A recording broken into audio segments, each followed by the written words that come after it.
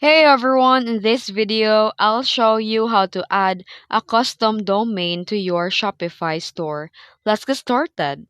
First, log into your dashboard on Shopify. Next, click Settings at the bottom left of the screen, then select the domains from the Settings menu.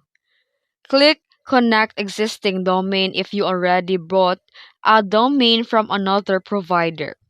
Now enter your domain name and follow the instruction to provide your DNS settings with your domain provider.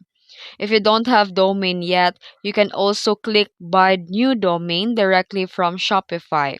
And once the domain is connected, set it as your primary domain so visitors will see it when they access your store. And that's it. That's how you add a custom domain to your Shopify store.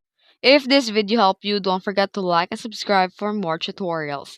Thanks for watching.